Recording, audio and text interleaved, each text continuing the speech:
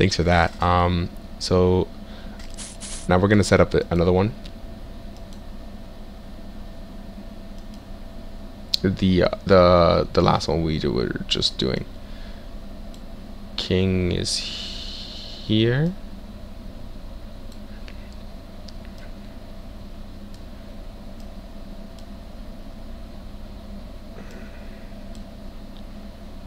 King is there. Pawn is there. Okay. What's the correct move? Okay, so this one's a toughie because I just analyzed it and I was like, I couldn't get it.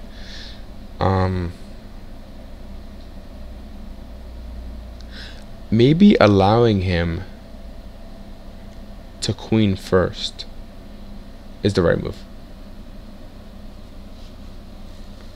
Because I don't feel like... Okay, hold on.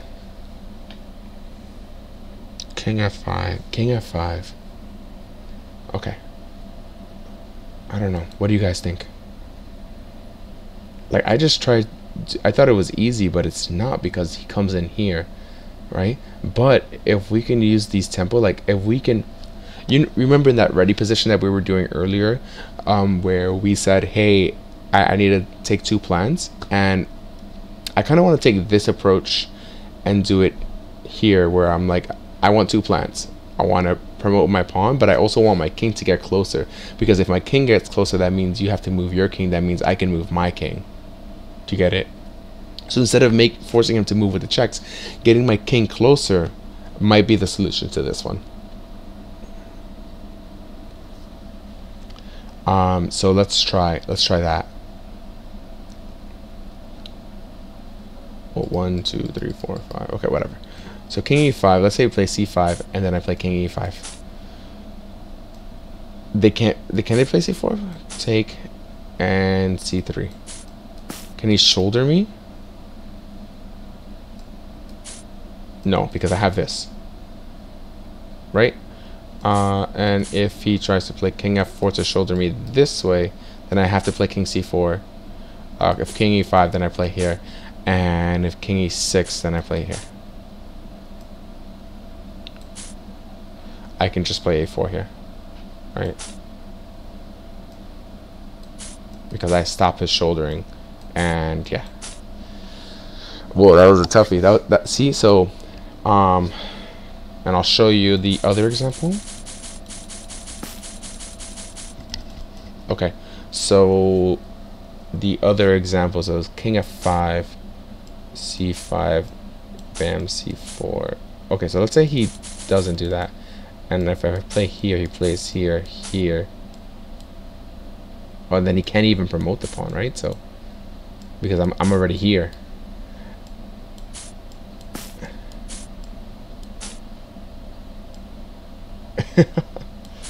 This is cool. Alright, yeah.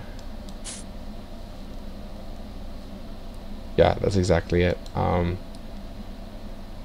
King f5, king e3, king e5, king d3, king d5, c6, king c5.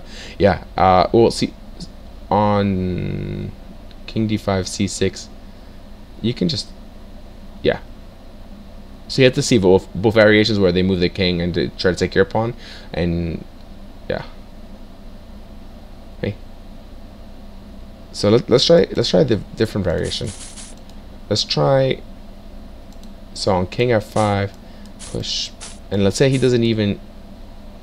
Let's say he doesn't even c5. Oh, and you're blocking this, so when he plays here, he can't even play here. So let's say he plays king c6. Then you play a4, and now he's in zugzwang. You're stopping his pawn from promoting.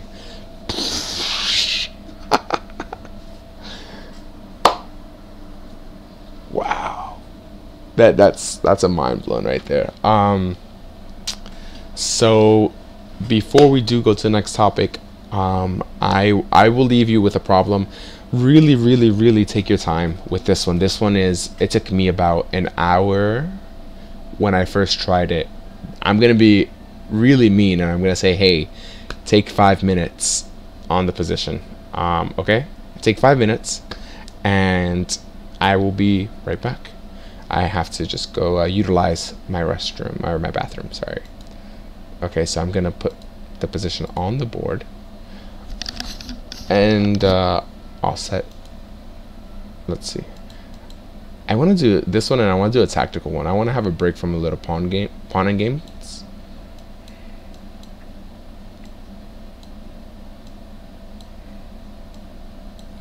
All right, and it is white to move, and I'll let. So I know that you like to do it, but white to move and win. Okay, and win. Please do not use an engine.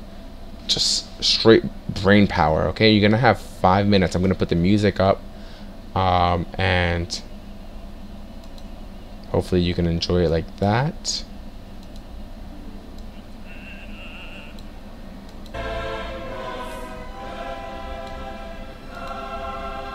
All right, so good luck. I'll be right back.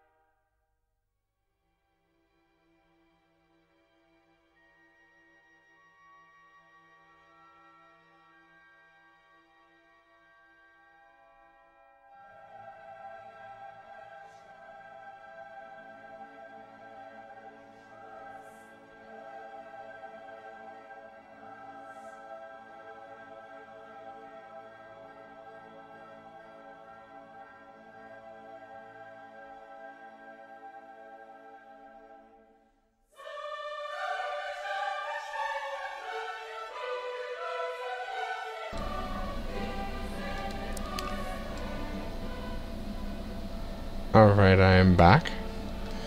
Did you solve it? I know that wasn't 5 minutes, but yeah.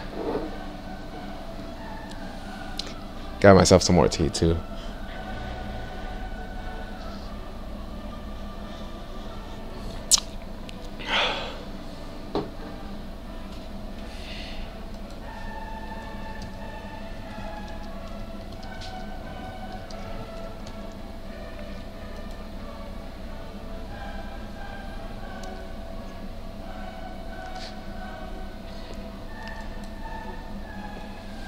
Oh, welcome back, Stapleton. How was the beer and the burgers and stuff?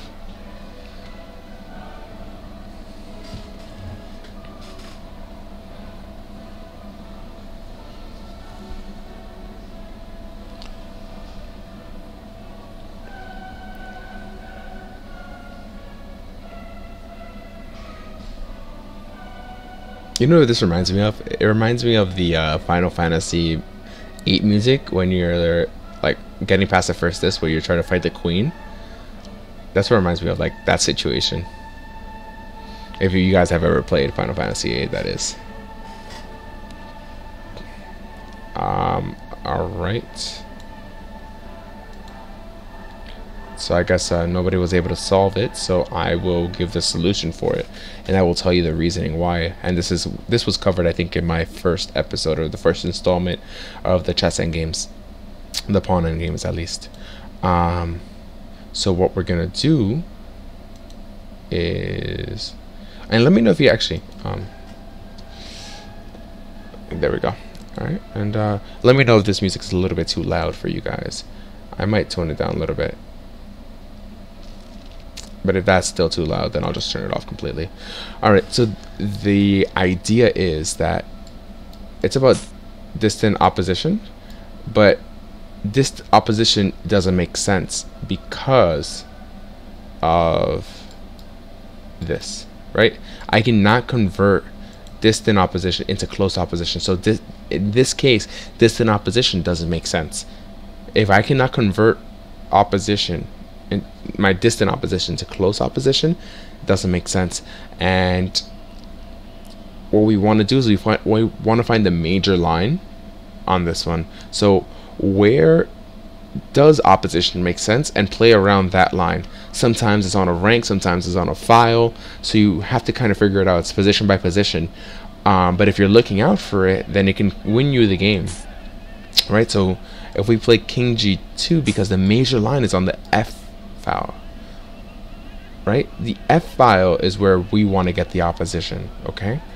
And if they come up, then we have two plans. So our first plan is to try to come around and infiltrate. The next plan is come around this way. Not like that, but come over here somehow. And then infiltrate this way. Okay? So he can't stop both plans, and having opposition helps us with this. And I will show you. So king g2. And if he plays king f6, then we play king f2, retaining opposition on the f file, because here we can convert distant opposition. And opposition again is when you're an odd number of squares away from the king and it is their turn to move, you have gained the opposition, right? So from this move, I have now gained the opposition because now it's their turn to move, right? So if they go forward, then we go forward, right? And bam, bam, and now they have to move somewhere, right? Maybe here again, but here so we don't allow them to get in here again. And then king e7, and this is what I'm gonna do. And they're not in time. King b7 here, and then they cannot stop us from coming in and going in. All right, so king g1, king f. Let's say they play king here, here. Let's say they play, I don't know, king here. You know, this is the major line, bam. Since they went to this side, we go to this side. Okay, we go over here. So let's say that they play king e7. Okay, bam. We don't allow them to retain opposition on the f5, because if we played here, they would gain opposition. And this is actually a draw. But if we go on this file, say, hey, whenever you come to the f file, I'm gaining opposition and I'm coming in, right? And whenever you come to this g file, I'm booking it. I'm going straight over here, going bam, bam, bam, and I'm coming for your pawn, right? So let's say king f6, king f4, and if he plays king e7, now we're penetrating. Now we're going in. Right, and again, we don't want to allow them to have opposition. Okay, bam, and then if king f7, now you can see that we're going in.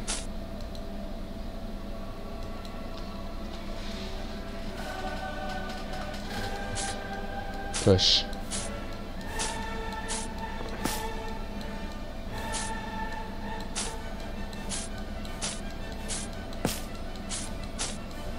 And me make a queen. Okay. Alright, so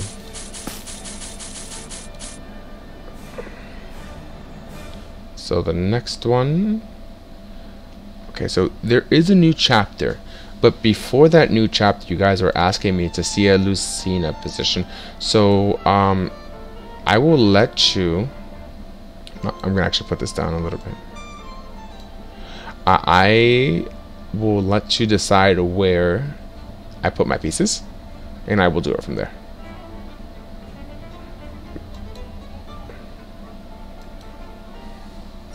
So I will give the chat, the lag is like 10 seconds or something, so I'll give them like about 10-15 seconds to answer, and then if not, I'll just look up a random Lucina position and then I will solve that. I might as well just do that on the side right now.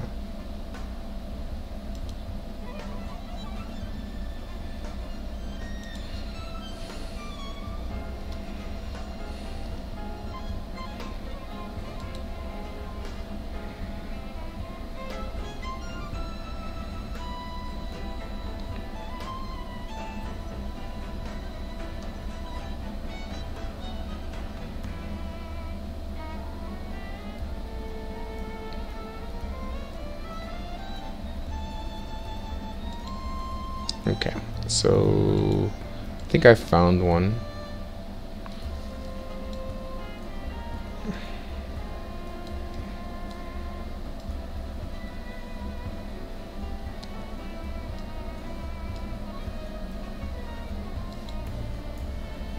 Oh, the F file. This rook is on F4. And the king is on G6. G6, and then this king, it's C2. This is on C2.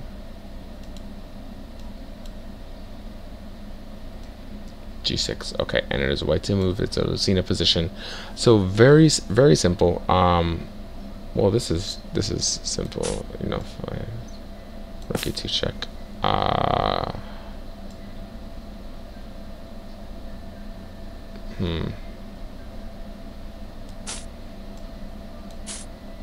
Since my rook is already here on the 4th rank, then I can just take it from here, I guess.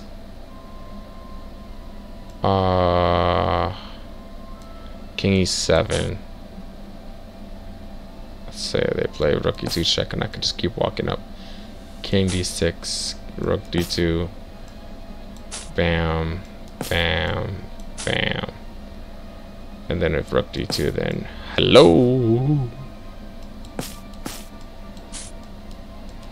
I don't know if that was convincing enough. So basically what Black is trying to achieve, they're trying to achieve a Philidor position, whereas White is trying to achieve the Lucina position.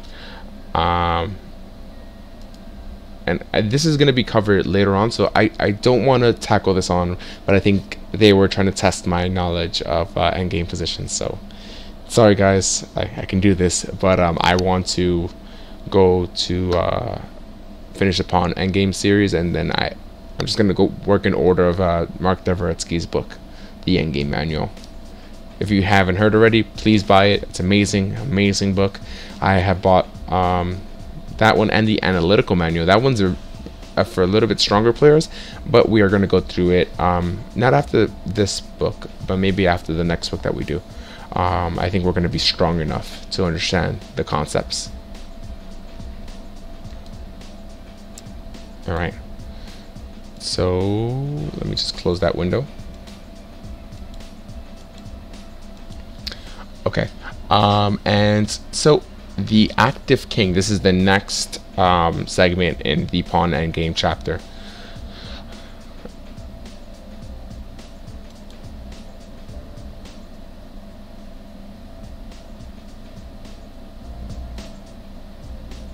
Let me put this music down a little bit. Yeah. Okay, cool. So I'm just going to read from the text right now. King activity is the most important factor in the evaluation of position in a pawn endgame. Well, not just in pawn endgames, in any endgame, but in pawn endgames where there are no other pieces on the board, this is perhaps an especially important factor. The influence the influence the degree of the king activity has on the battle's outcome was obvious in many of the preceding and succeeding examples. Here we examine two vitally important means of exploiting an active king's position: playing for zigzag and widening the beachhead. Okay, so we're gonna set up this example right here.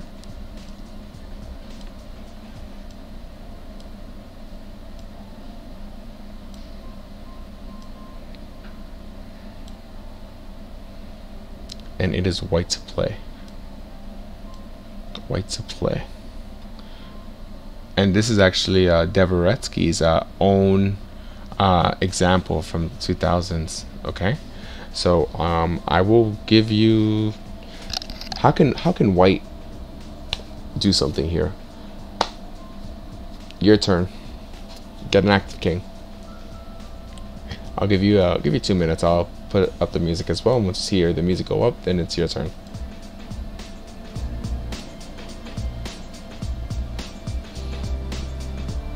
I'm just also gonna start it from the beginning.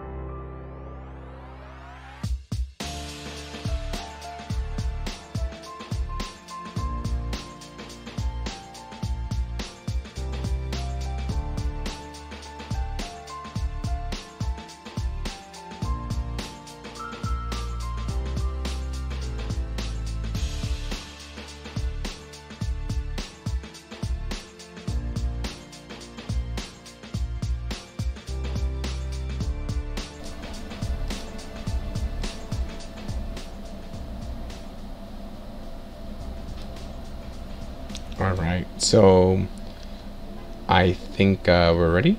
Okay, so I'm just gonna follow the text. I actually wanted to play g4 here immediately, so until I saw that they can just play g5, and then maybe come over this way and try to queen, because my king does have to get out of the way of the pawn. So this is my thing. I want to play g4, but he doesn't have to move, right? Because he controls all of these squares. So then king f5, king e7, right? And then if I play king g6, then king f8, just, I think the passive defense works. And if king f5, then oops, yeah, oops, what? Not going here because now my d4 plan becomes a little bit more apparent, and then bam, and then and if he plays here, then now I have 2 entry points, right? So bam, bam, and now he has to let me in. Okay, but so yeah, I saw that, but then so g3 now comes, and so in the text they say g3 d7, king d7, g4, right? So we're talking about tempos, talking about these half moves. King e7, g5. Now if he plays here, then obviously we say, hey yo, where you going? And we have the same exact position, right? So let's say he plays so he gives it something in the text d4. Here that would be nothing, because actually after king d7 he still can't come in. And king f5, king d6, king g6, king d5 takes, and we're alright, and we queen at the same time. Alright, so he says, let's think about the position after g5. So instead of this, we play g5. White's king dominates the board. That's why zugzwang is unavoidable. In fact, whichever pawn black moves is bound to be lost. c5, king d5, and if you play g6, so c5, you're gonna play king d5, right? And if c6, then that pawn's gonna be lost because you can just play d4, right? And d4, again, we've gone over that position, right? g4, and we play d4, and then he has to make way, either this way or this way, and then we go the opposite way. Okay. Retreating the king to f7 clears the way for his opponent to go after the c6 pawn, but that just leaves one move. But after that move, white finally executed his main plan, getting his king to h7. What? I never wanted, if he was still alive, I would never want to get into an endgame with this guy. This guy's a monster. King d7, f5, king e7, king g6, king f8, king h7, saying what? Mind squares. That's what. That is what is up, right? Because so king h7, king f7, d4, saying, hey, you can't protect this pawn, and in the text it says one final decisive zugzwang. If it were black's move in the starting position, then after king d7, g4 leads to the win. It makes quite a difference sometimes if you have a choice between moving a pawn 1 or 2 squares. For a more detailed examination of this, see Steinitz rule and the chapters which follow. Okay. And as black had foreseen, it's zugzwang. White resigned since he has to lose all his queenside pawns. Yeah. Let's see. Oh, actually, no. This is oops, sorry. I skipped ahead. This is called widening the beachhead. So this. Let me explain why this is wrong. d4, d4. The pawn needs to be on d3 to win.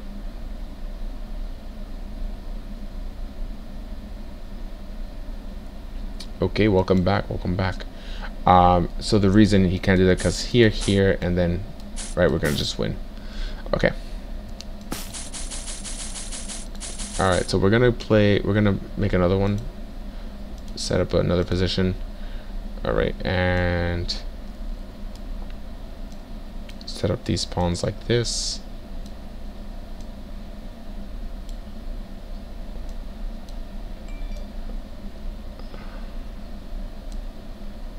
Oh, and guys, if you haven't already, there's a favor I ask of you. If you like the content that you see here and want to learn chess for free, please hit that follow button. I would appreciate it a lot. Thank you so much. And now back to the regular scheduled programming. Okay, so here Mark Deveretsky says who stands better. Who stands better? White intends to play c2, c3, obtaining an outside pass pawn, which will secure him a decisive advantage. For example, if after c5, oh, so, by the way, it's black to move. After c5, d captures check. D captures on c5 check, and then c3. Okay, Nimzovich hits upon the correct plan. He activates his king, even if it means sacrificing a pawn. Okay, so what is the correct plan? We have to find the correct plan. And this is Hansen versus Nimzovich. Not Eric Hansen, the one that is a GM now, but another Hansen. It's a Rander Simul in 1925, and it is black to move. You have to find the correct plan here and think about just basically widening the beachhead. Good luck. I'm going to give you guys about 2 minutes. 2 minutes. Go ahead.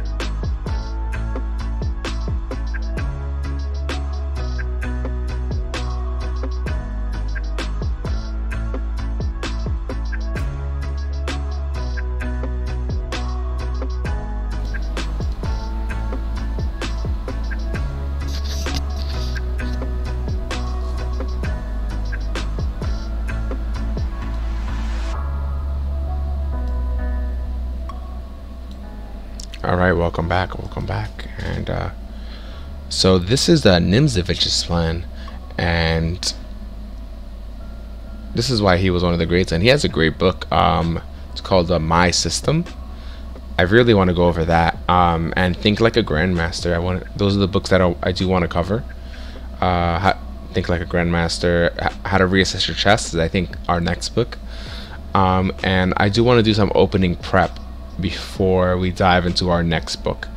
So I'll take another book and we'll just do some opening prep together, get a good opening, couple openings: e4, g4, knight f3, c4, fianchetto. You can play b3, and then also some stuff for black as well. You know, some Sicilian, some French, some Carol-Con.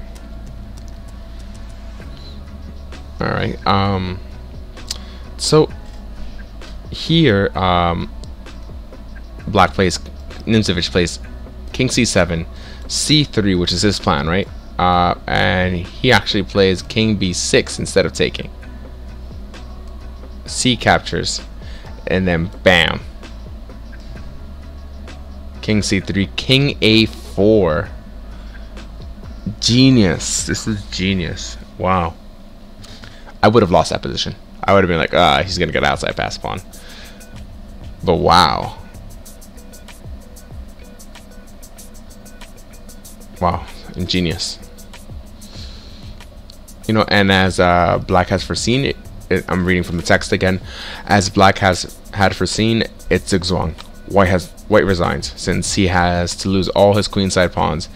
After king c2, king captures b4. White still has the outside pass pawn, but the activity of the black king means far more here. Okay, and he wants to go through the example. c2, bam, and then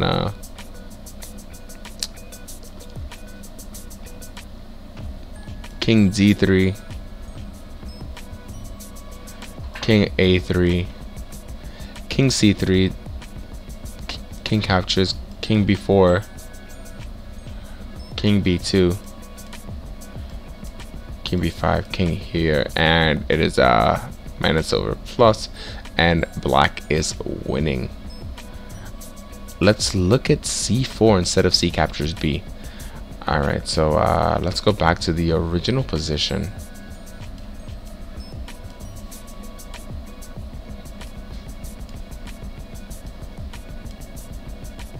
So go back to the original position and let's check this out. So king c7, c3, king b6. So they're saying instead of c captures b, you want to play c4.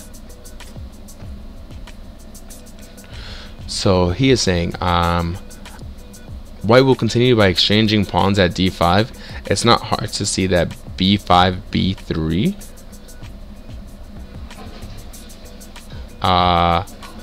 and a4 and b2 are corresponding squares, right? So b5 and b3 are corresponding squares, and a4 and b2, right? So the king wants to be on b2 when the king lands on a4. So after that, we can establish a third pair of corresponding squares, a5 and c2. Now we understand that black must inevitably take advantage of this correspondence, since he can wait on either of equivalent squares b6 and a6 while white cannot. Ooh, right, because we have to stay here, right? So king a6, cd, cd,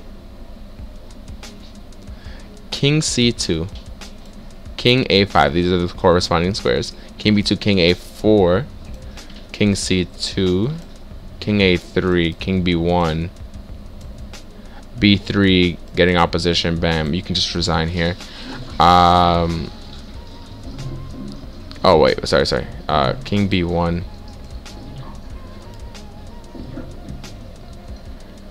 He plays a trick here, b3, king a1. So if he takes, it's stalemate, right? This would be stalemate. And if he plays here, then he loses his pawn. All right, so king a3, king b1, king b3, king a1, king b4, very simple. King b2, captures, and this is just a win, right? In order to win, black has cleared the path for his king toward the center. This, in fact, what widening the beachhead means, trading off pawns with the idea of clearing the king's path. And let's examine another classic endgame. Alright, so let's look at this endgame. I've seen this endgame so many times. I think it's a go-to endgame for teachers.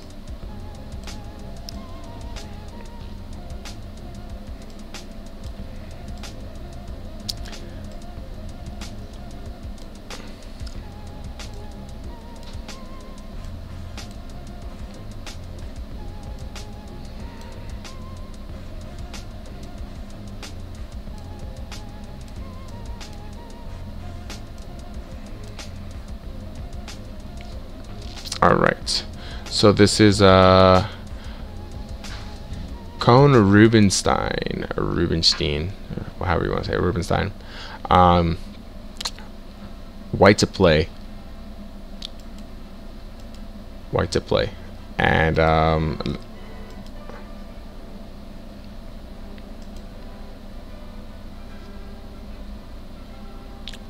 in St. Petersburg, 1909. Try to solve this position, try to find the best plan, and I'll let you know what they played in a little bit. Okay, so let's just go into it. Let's just dive right into it. Make sure I'm speaking.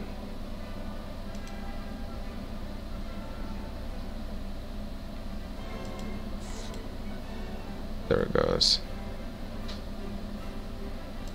For some reason, it said there were no viewers in here, so I was like, oh, okay, everybody left me. I was sad.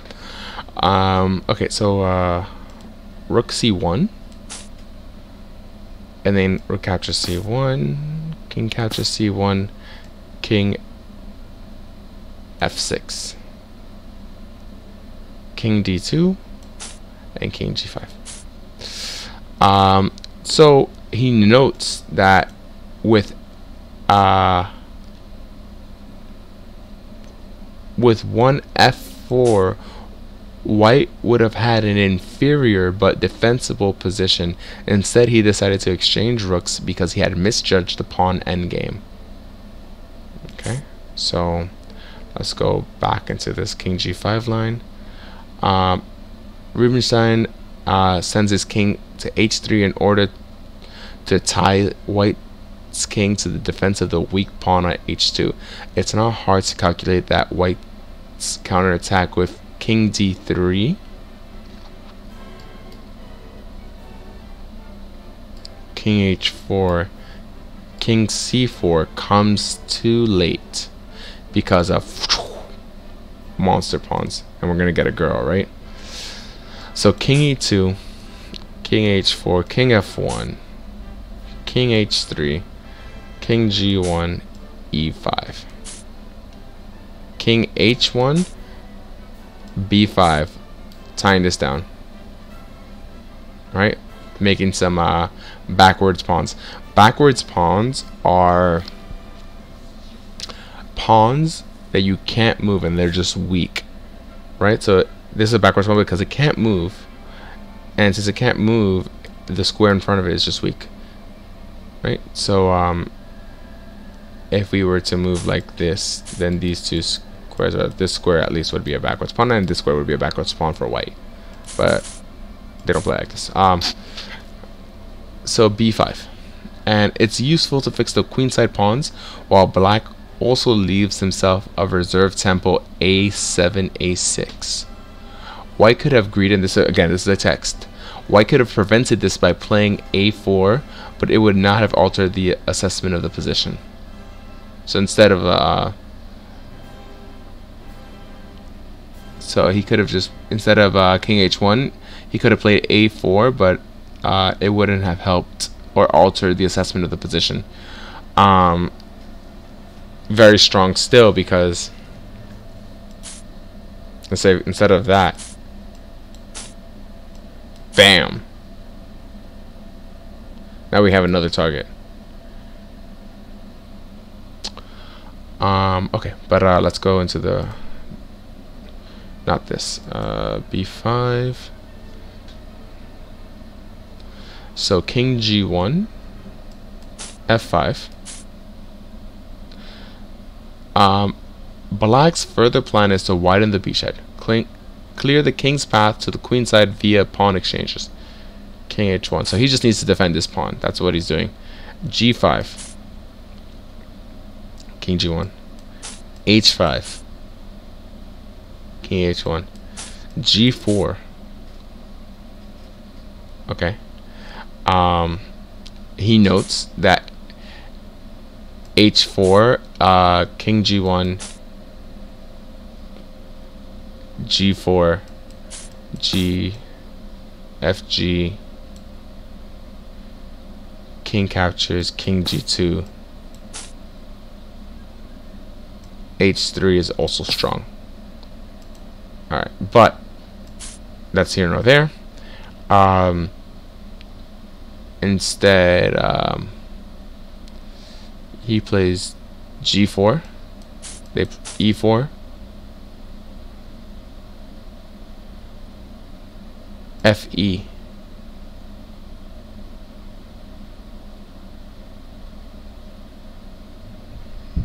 e4, or f takes e4,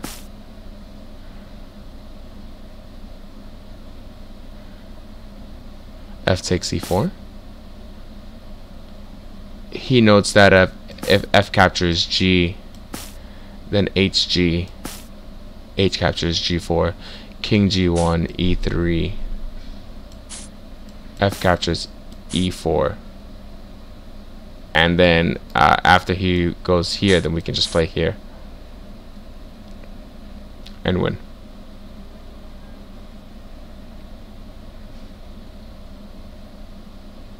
Okay, so he took on e4, he took on e4,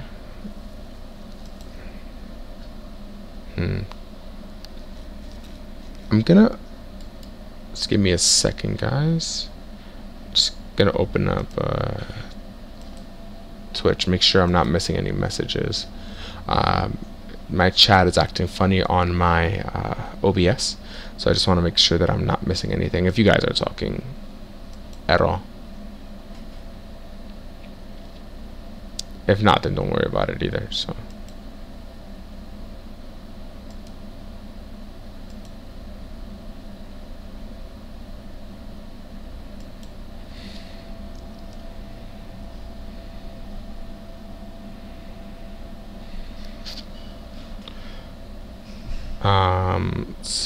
okay, great.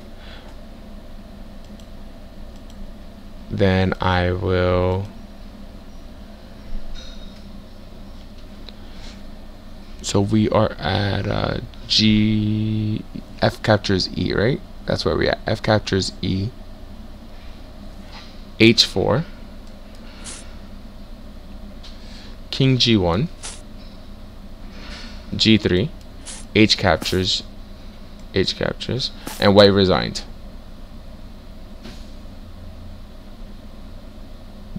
And just black wins. However, taking with the other pawn would be a serious inaccuracy.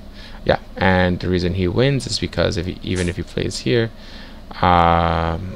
we have G2.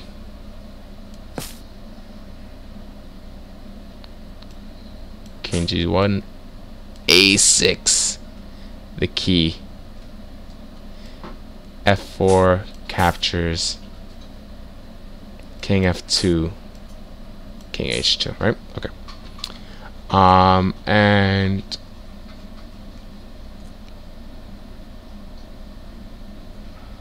I think this is the same example.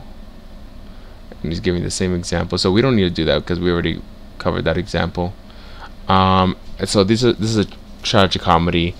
Again, going with the spirit that other people's tragedies make us laugh because they're funny.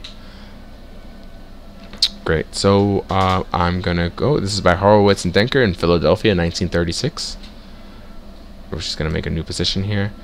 After this position, we're gonna do maybe a few rounds of chess tactics. I'll set up some chess tactics for you guys and try to solve them.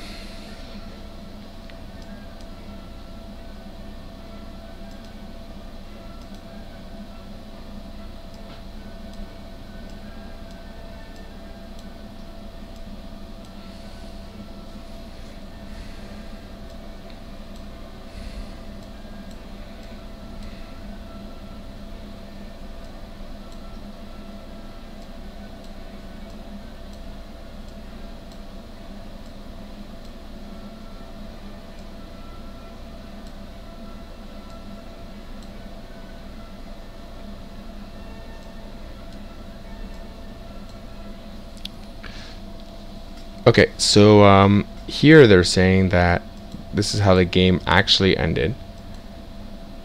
Okay, so the game actually ended like this. Let's just put this. The game actually ended King H7, King F7, King H8, King F8, G5, and black resigns.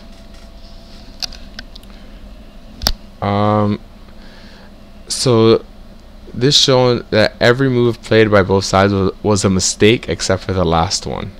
His analysis follows. White should not take his king into the corner.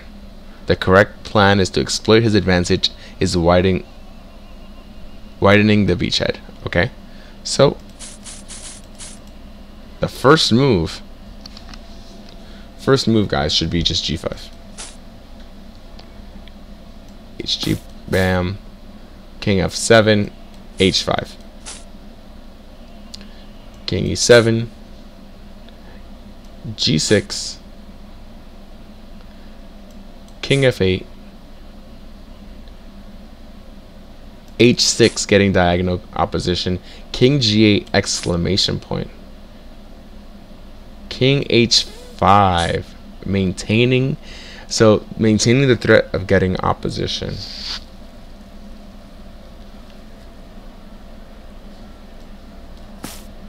Now we have a knight's opposite.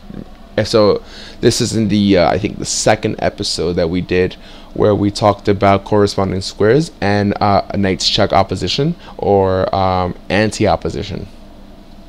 I think that was the term that he was trying to coin. So sometimes it's better to not have opposition, is what he was saying. Dabrowski. H5. So G8, H5, so King F7. Now King H7 getting the opposition. King F6. King G8 now and outflanking. King G5. King F7. King F4. King E6. King captures E4. King captures D6. King F4. King captures C5. D6. Wait. E4. D6. E3. E2. Bam. Queen E1. Queen D8. Queen E1.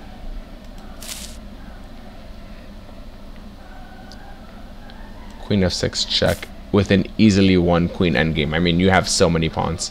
I mean, this is incredible. Yeah, you have too many pawns. Like, you can even give up this pawn and take this pawn and win with these two pawns.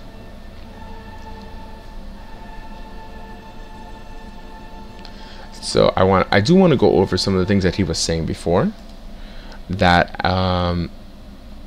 with one H5 instead of King F7,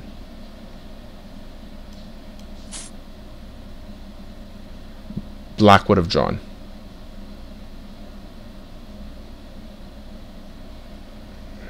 Is that what he's saying? Oh, he's talking about in the first example. So, bam, H5.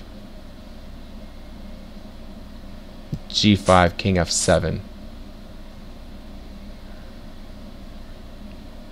King H8, King G6. Are we looking at the right position? I think this is a draw though. King G8.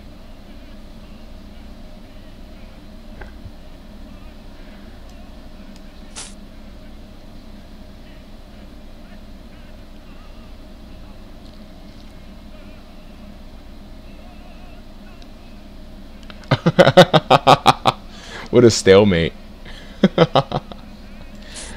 Hilarious. So this is a stalemate trick. Oh wow, this is beautiful. Or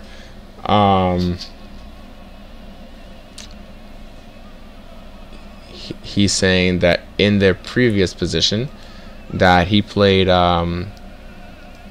this F7, King H8,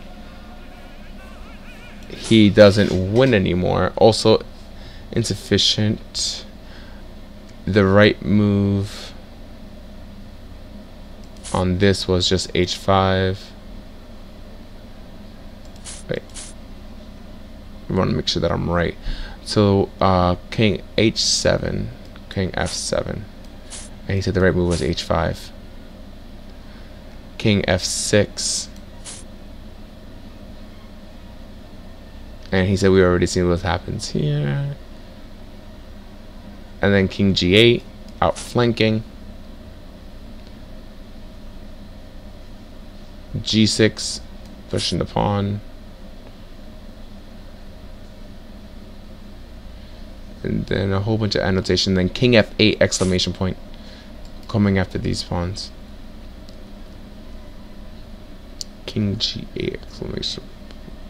GH, G8, GH.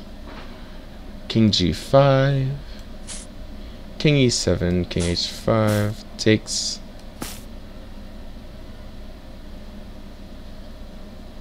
G4.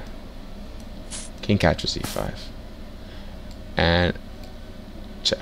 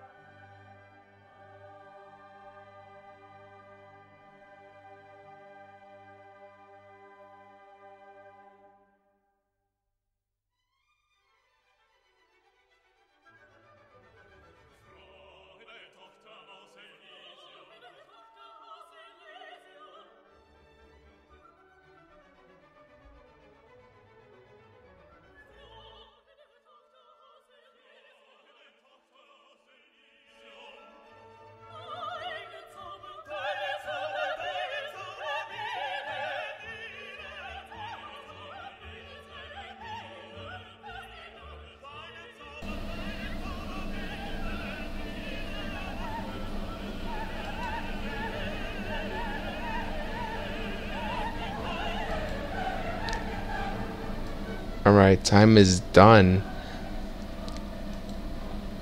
Time is done, guys. So, what do you guys think? I'll let you put some answers in the chat before I go.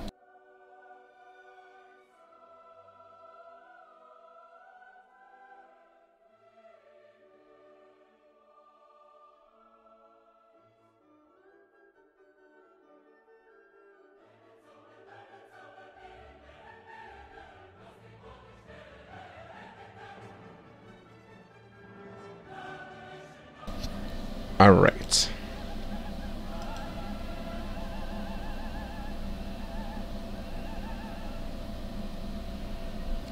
So let's go to the board. I don't see any answers in the chat, so I'm just gonna solve it. I think I was looking at King D here, but then after King D7, I wasn't convinced that this was it was good.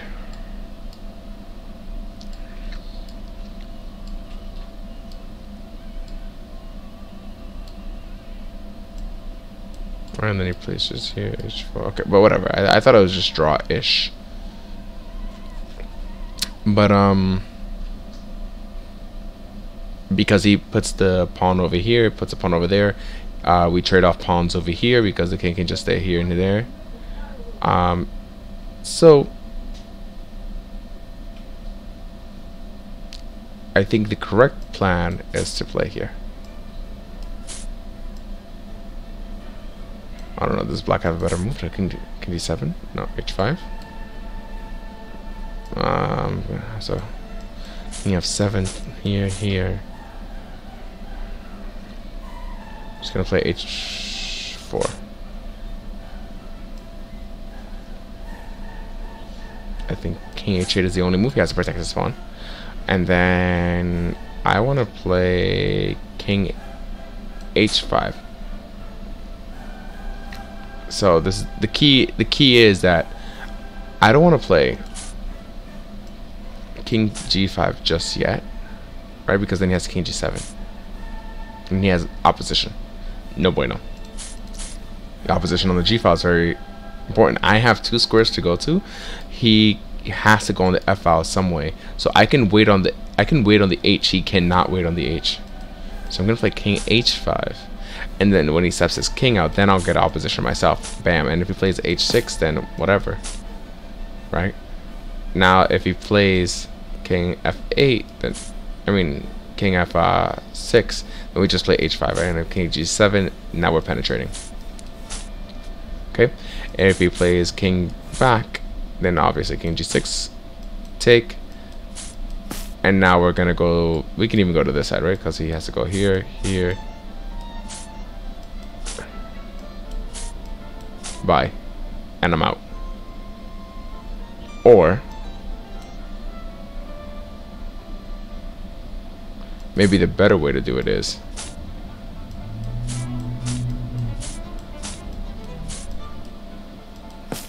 get a rook, just to show that you could have checkmated whatever. Okay. All right, awesome. Next exercise. This actually comes from like one of the endgames that we were looking at, so really cool to see how everything just kind of links.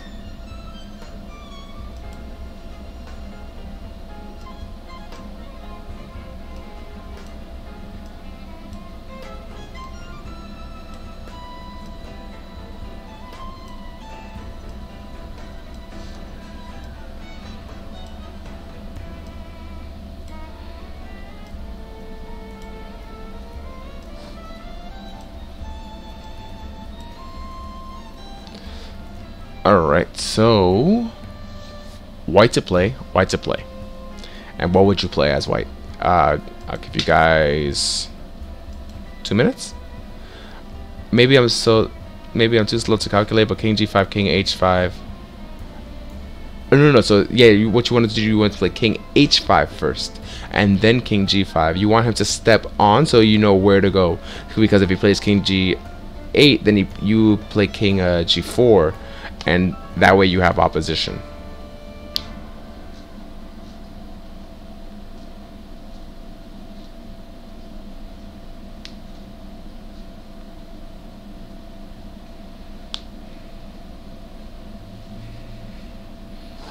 Okay, but in this one, it's a different one.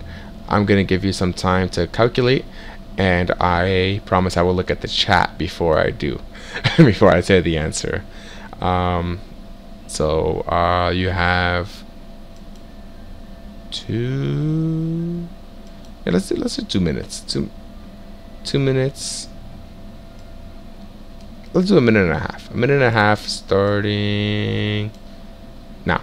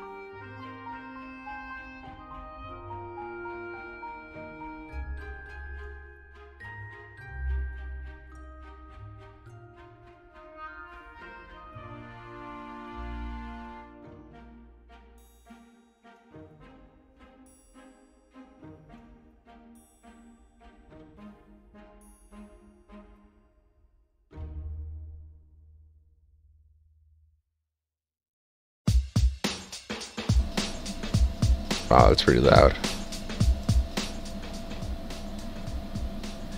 Alright, so welcome back, welcome back. It is time for the answer. So if you do have your answer, please put it into the chat. I will wait 20 seconds and hopefully you're right. F4 seems like an easy win. I don't know, man. F4 and then maybe captures. Yeah, seems like an easy win. Cool. Very easy. Right? What would you do? Captures? Give me the whole line. Right? You gotta give me the whole line.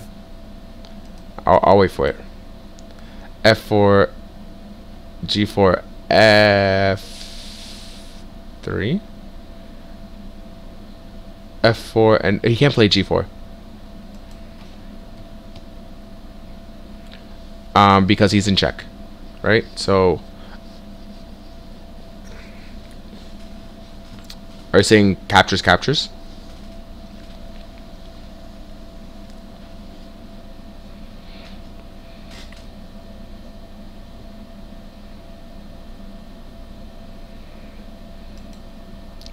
I'll just wait for his reply. If not, then we'll just continue.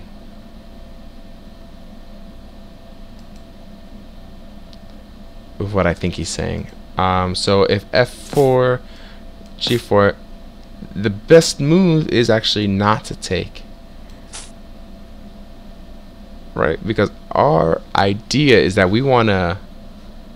Oh, stay with me. Watch. Let's see he plays here. Very simple. Bam. Where's this king going? So the king goes here. King d5. King f4. King e6. King g3. We want to get him to get here, right? So let's say he plays this.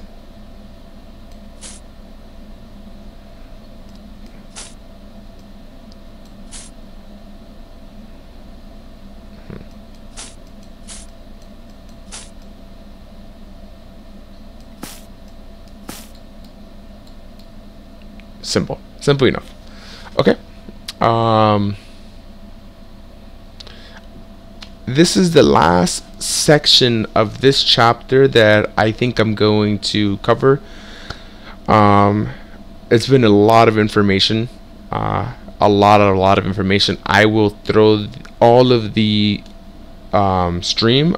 I will cut it up into different pieces, and I will put it on YouTube. I think it's going to be 5 hours long, so maybe about 5 videos, just covering these topics. Again, if you haven't already, please follow me over here and subscribe. That way you can be notified when I'm going live and when I upload a new video. Every time I stream, I chop it up, and if I think it's informative, I chop it up and I put it on YouTube. That way you can just watch it at your own leisure. Alright, so I will, give me 1 second. Oh, I didn't see F4 was checked. E4 is simpler. I'll go back.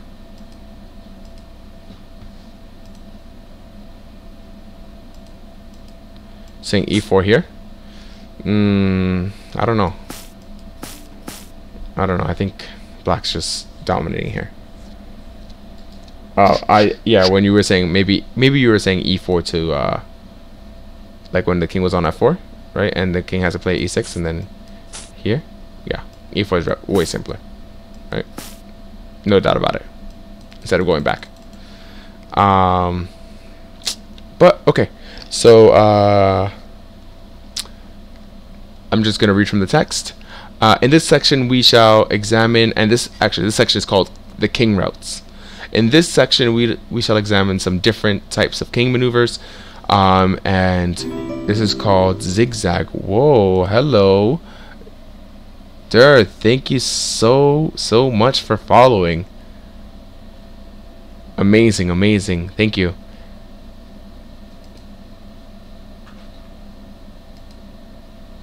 Alright, so the laws of, so again, this section is called the king routes and subsection zigzag.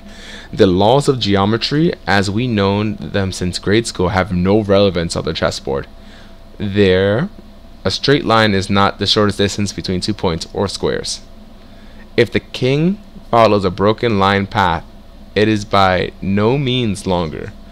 This phenomenon is exploited both in the ready idea we have already examined and in the shoulder block we shall learn later on. Here we shall speak of a technique closely connected with simultaneous advance of pawns we just studied. To be more exact, we shall be speaking of 2 techniques which look very similar. Let's call them zigzag. Okay, so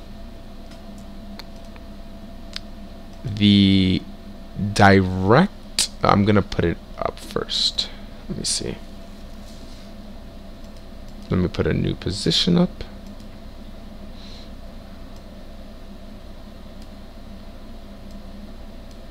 Oh, and you guys might be wondering, where is my YouTube, right? I'm sorry. Let me pull that up for you guys, and I'm just gonna link it. You know, it's small, but I just started streaming and putting it on YouTube, so just gotta go to my channel real quick.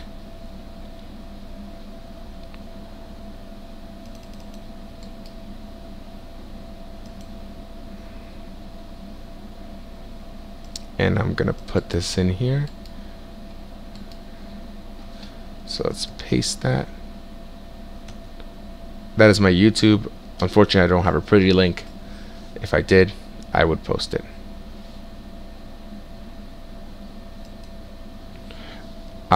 Okay, and here we go.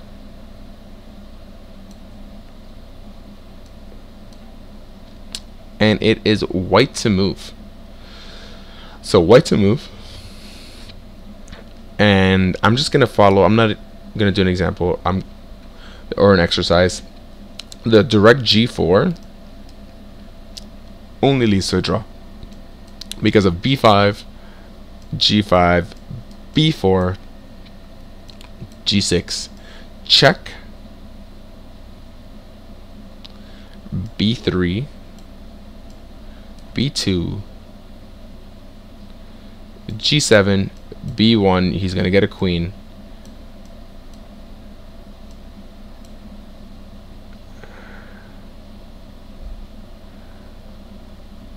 G8 equals queen. and then king a1 equalizing. Okay, but instead of that,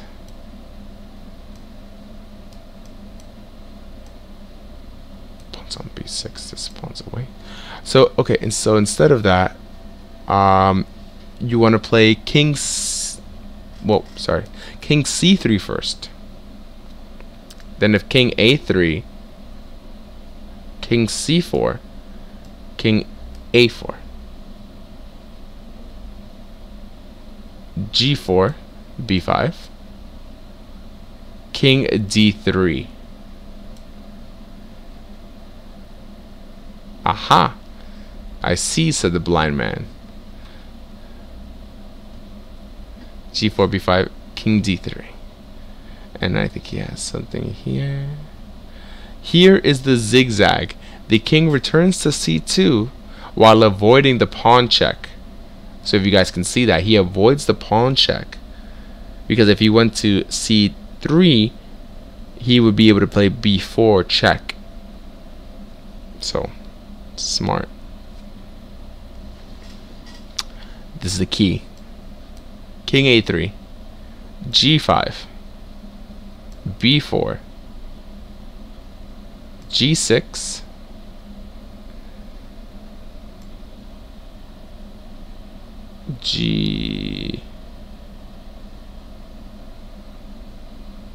b3, yeah, sorry, g6, b3, g7, b2, king c2 exclamation point, king a2, and unfortunately we queen with check. Right? So do you guys see that? It's very, very important to calculate all variations in pawn endgames. Sometimes you have to calculate deeper into pawn endgames than you do in games where you have more pieces. I mean, this is raw calculation. Endgames are just raw calculations, whereas you can have different ideas and plans in an open game or in a closed position in the middle game, but here it's like very cutthroat. If you miss one move, then you're done.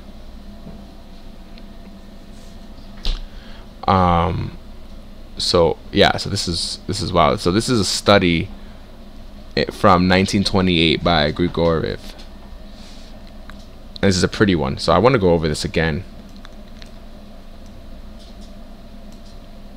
So you think that maybe just queening first is better, but we have to draw the king into check with avoiding a check. So we take the check up here, but his king is also moving with us.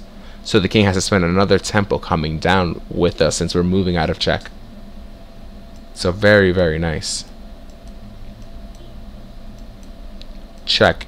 Move out of check. And he can't come into it, right? He can't come there to prevent us from going there, right? Because if we went here, then here we would get a check and with a tempo. So instead we go in here. So now if he goes here, then we go here. Now here, oh oops, sorry. So it would be like this, like this, like this, like this.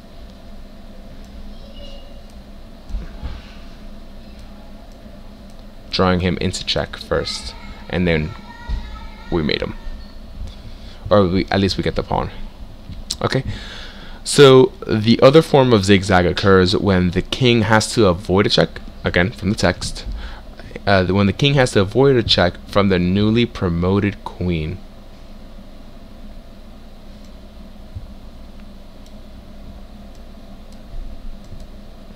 You gotta go. Take care, brother. Thank you for stopping in and tuning in, and thank you for following. Really appreciate it. Thank you.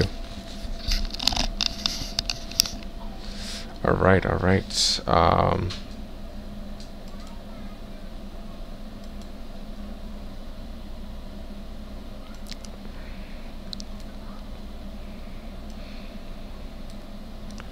Okay. White is outside of the square of the A pawn. His only hope is the ready idea. The ready idea, we covered it, but we want to get our king to do two things: go after their pawn and threaten to promote our pawn.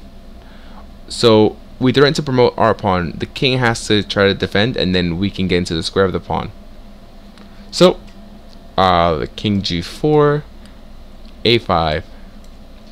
Right, we're not in the square of the pawn because it's 1 2 3 4, 1 2 3 4, and we cannot get into the square in time on our next move. So king f5, a4,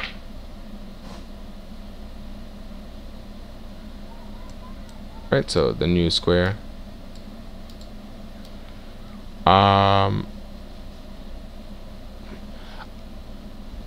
Otherwise the king gets into the square. Now white would lose by e6.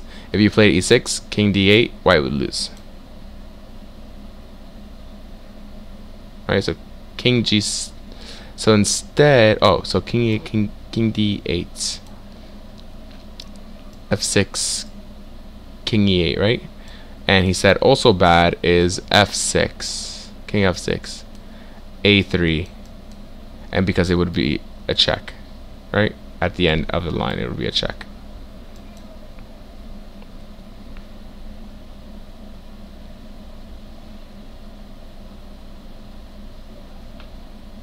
Alright, so what he's recommending is king g6, a3, e6. Oh, this king's over here, by the way. Sorry. e6, a2,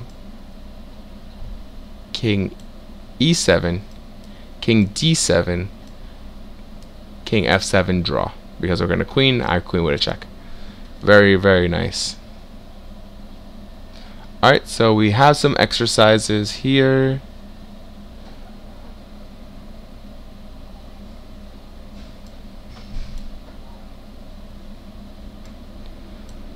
Exercises for you guys. I'm going to take a small break. I'm going to let you guys decide how this game ends. You're still here, Maddie? Thanks.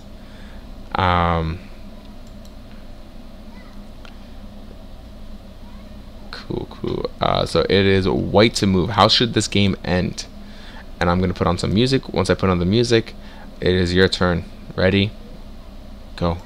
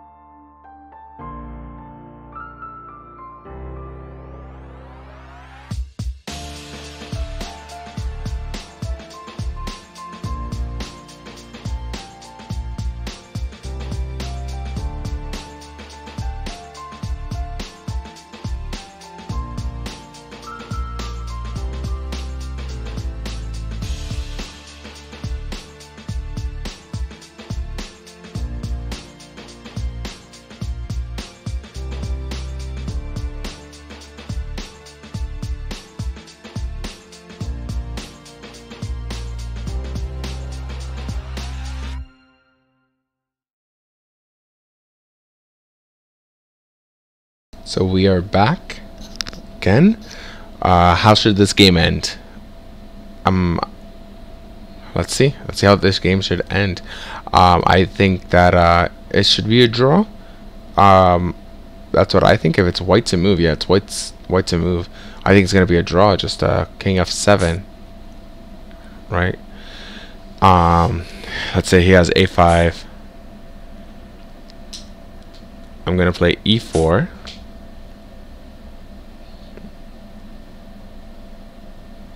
Do we have a zigzag maneuver?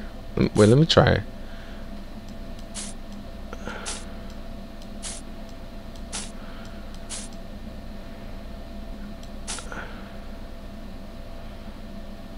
Right, and then I will play a5, and then if e3, then I play king c5. He can't get in front of his pawn. a4.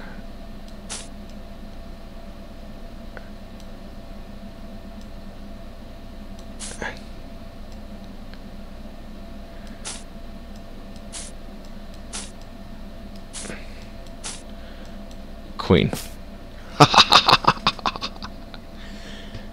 And then we win. And it's so simple, like you would never think about this.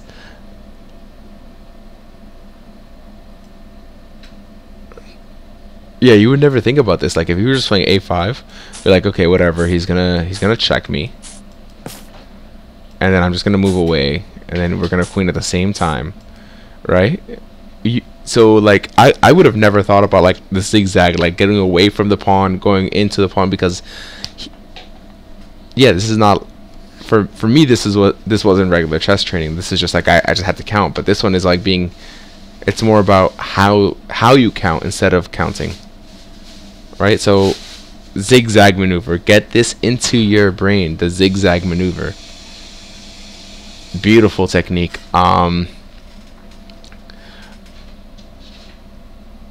Let's just do one more exercise and then we are out of here. Okay, we are out of here after one more example, and hopefully you guys can participate in the last one.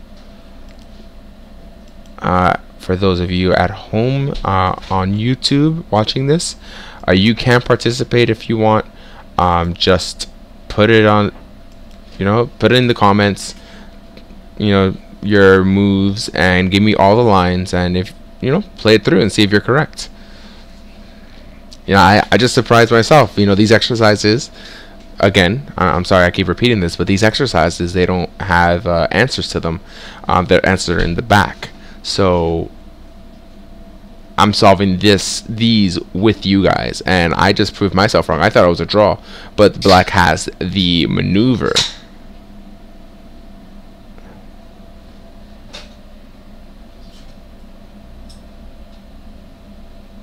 Interesting. Okay, so like this one. Okay, wait. So after this one, I want to do like 2 or 3 like different tactics. Sorry, not this. Like not endgame tactics, just something to have fun and smile about. We already know how this is supposed to end. I think we've had this already. White to play and okay. White to play. Okay, I'm gonna play here. Okay, I'm gonna play this against the computer.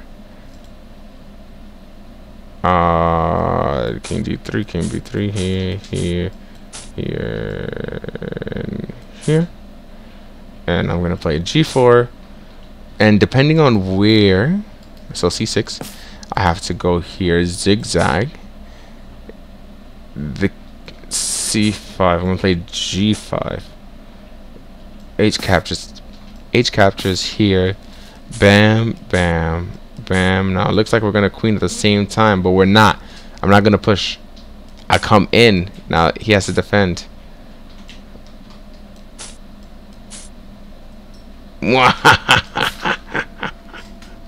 We did it.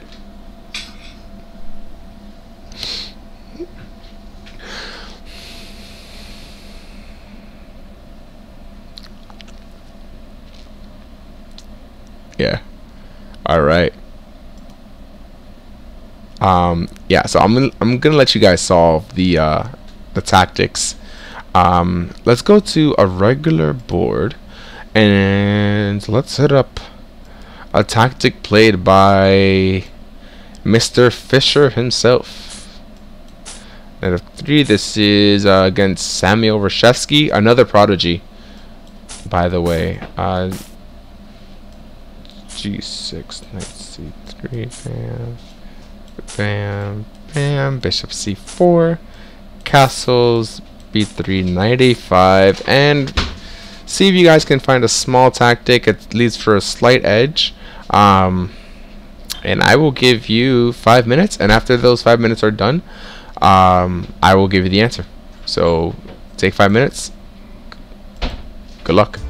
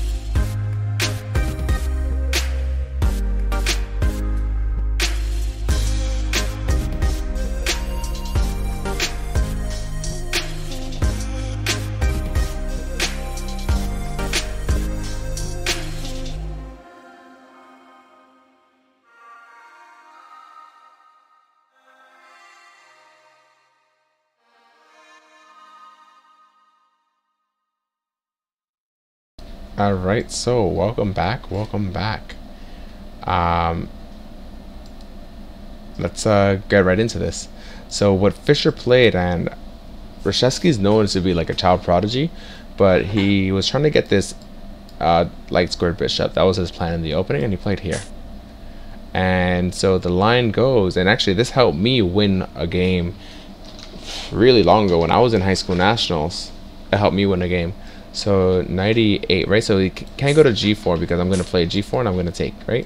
Can't go to h5 because I'm going to play g4. And the knight has nowhere to go, right? My pawn's going to take. If it goes here, my bishop is going to take. Pawn, this one's covered by the bishop, right? So 98. And then the amazing bishop captures f7.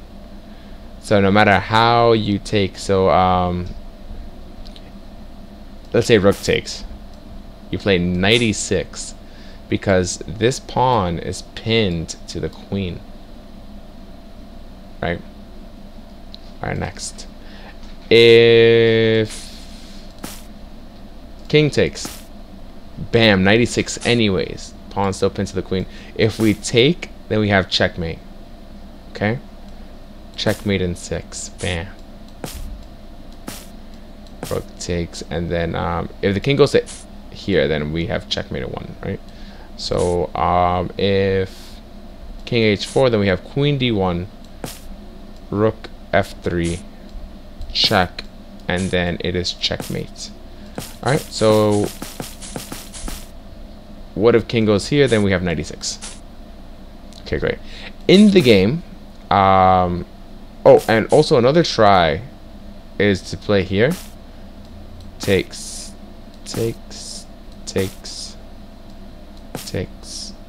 and then a queen takes. Either queen takes or knight takes is fine. The computer prefers knight takes, but I like queen takes. Whatever. It's like a point, like 0-1 different, 0.1 difference, so it doesn't really matter. I can't play perfectly, so so we have to take because it's check. And basically what we do here is we just, none of his pieces are developed, all of our pieces are developed, and we have to get our last piece active, right? So e5, and then we play knight d2, and then we start trying to attack from here. Although we are going to get into a difficult position, right? d4, we play bishop h6. The king does not want to go here because of this, right? So king g8. Well, we can even capture this. Queen f8. Like, it's just like, this is an example of how things can go. But okay, so in the game, what ended up happening was here takes. No, I think he took with the king. And he took with the pawn, and after queen takes, he played knight c6, and this was the game. I mean, he was down, but he kept fighting, and eventually Fischer won. Queen e2, bishop captures e5. Okay, and next one, this is gonna be one of the last ones, and yeah. This one's going to be a cute one. I always like showing this one, so if you've seen it already, don't give the answer. Alright.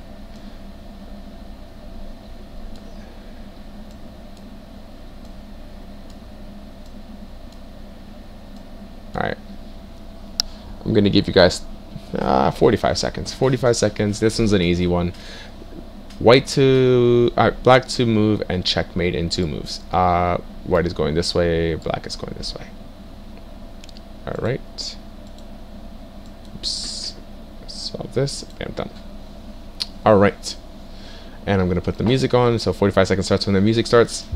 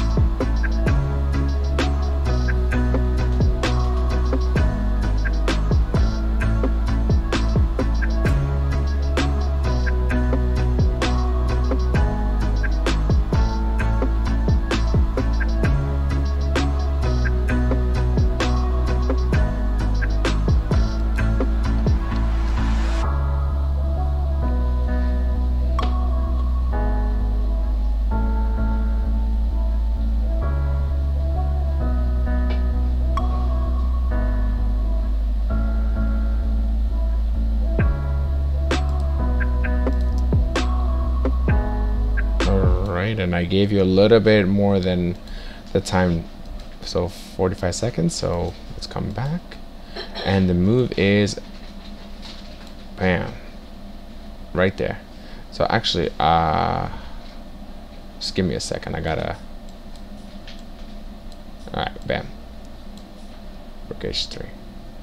Because after g captures h3, g2 checkmate, and if you move the bishop, cute little checkmate. And guys, my time is done. My time is done here. Thank you guys so much.